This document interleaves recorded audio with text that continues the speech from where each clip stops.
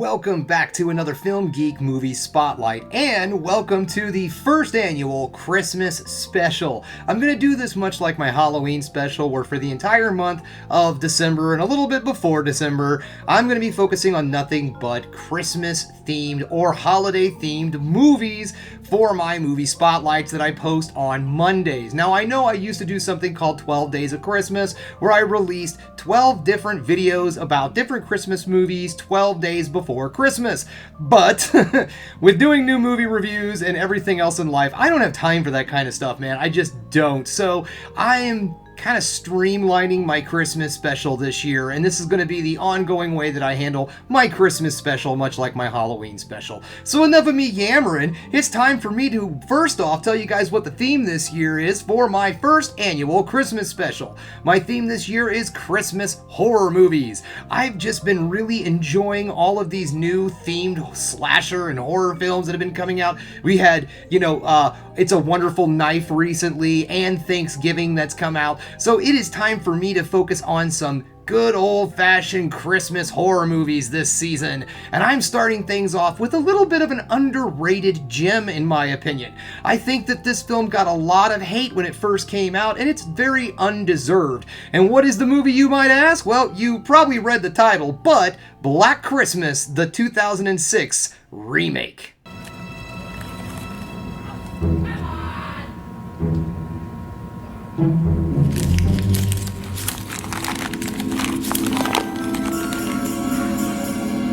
Dream, Billy. In your dream.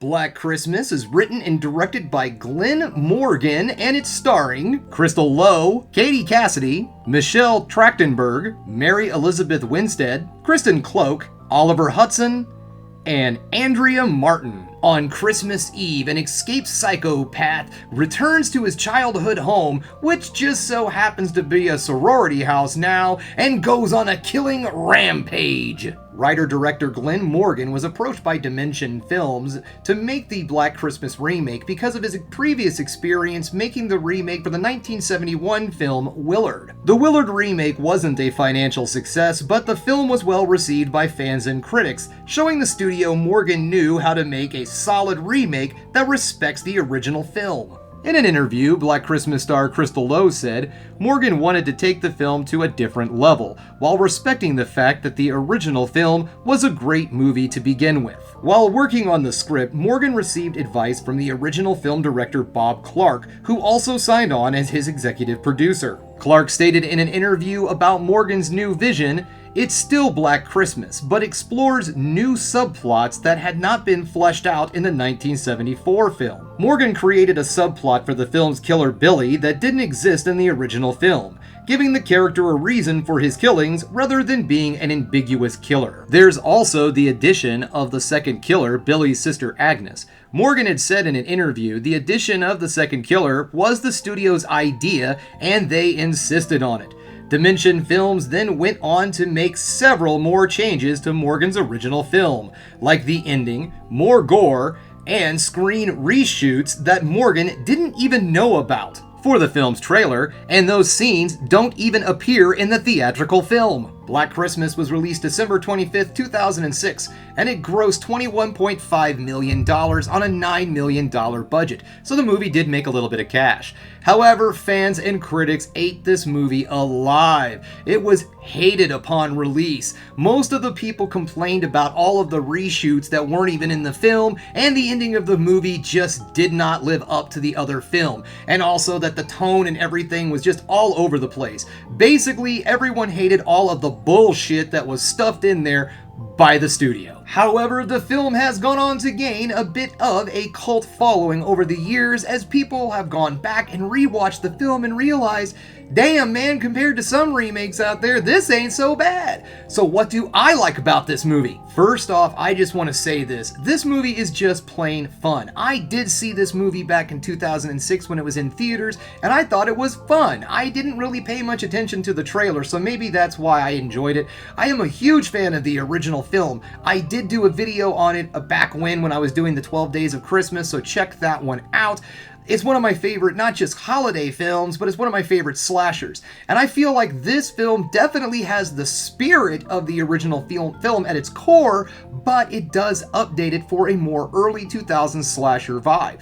The gore is on point, the effects look good, and the kills are a bit over the top. Not a lot of them, and some of them are played, yes, for kind of comedy value, but most of the kills are pretty damn vicious. And it sucks, yes, that some of those scenes weren't in the final product, because there was some weird stuff that they had in that trailer, and we were all kind of expecting to see it when we went and saw the film, like a big lawnmower thing eating up one of the sorority girls. I mean, the freaking trailer was a mess. But it did deliver when I saw the film. I thought it was pretty good, and it was a lot of fun, a solid, gory slasher for the holidays. Also, honestly, the Billy subplot works. When you go back and check the film out, notice that having a little bit more characterization to the character Billy kind of adds to the horror a little bit. It gives a little bit more depth and reason to what he's doing. I am not a huge fan of the Agnes edition. I just like the idea of Billy being able to pull all this stuff off by himself, just a one-time slasher kind of thing. I'm not quite sure why the studio felt like they had to add on another slasher, why that was so important to them, but hey, it's there, and you know what, it's not that big of a deal. It's not something that kills the film for me. I'm just not 100% why they decided to throw in that second killer, but the Billy subplot does work for the film, and it adds a little bit more depth that wasn't there. And apparently Bob Clark has gone on the record and said originally there was going to be a bit more background on why Billy was doing the killings in the first place. So it was supposed to be there, it just got cut due to time and budget restraints. This film is also extremely colorful. If you want to watch a horror movie that really delivers in the Christmas theme, this is your movie. There are lights all over this movie, and it is super colorful. It is great. I love all of the addition and all of the use of Christmas. As I said in my Thanksgiving review, I love it when a movie that has a specific theme, especially a slasher, sticks with that slasher theme throughout the movie, using ornaments, icicles, things of that sort to pull off the kills.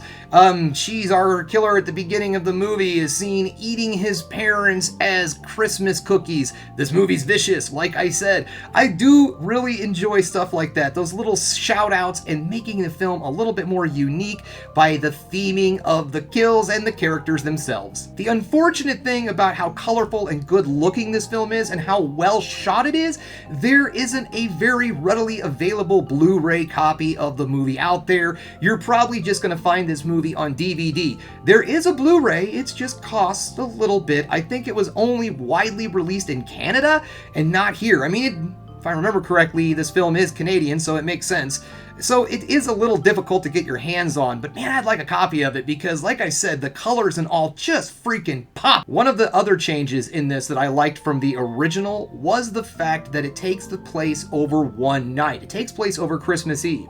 The original film took place over a few different days, which I feel slowed the movie down a little bit. It helped build the tension and suspense for that film, but in this one, being that it's more of a high-octane, heavy kills kind of slasher, it works better for pacing for this to take place all in one night. We don't have to worry about showing the time has passed and things of that sort. Everything can just flow along at a nice smooth pace and nobody cares. So I did like that different change. I did like that. It helps the film for a modern audience. Now, if you're curious and you want to check out the 2006 Black Christmas remake, don't worry, it is all over the place right now, streaming for free with commercials. You can find it on Tubi, Pluto TV, Vudu, and Freebie, whoever that is, but it's out there. So it's easy to get your hands on. And let me tell you guys, if you just want a pure, fun, high-octane slasher to watch during the Christmas season,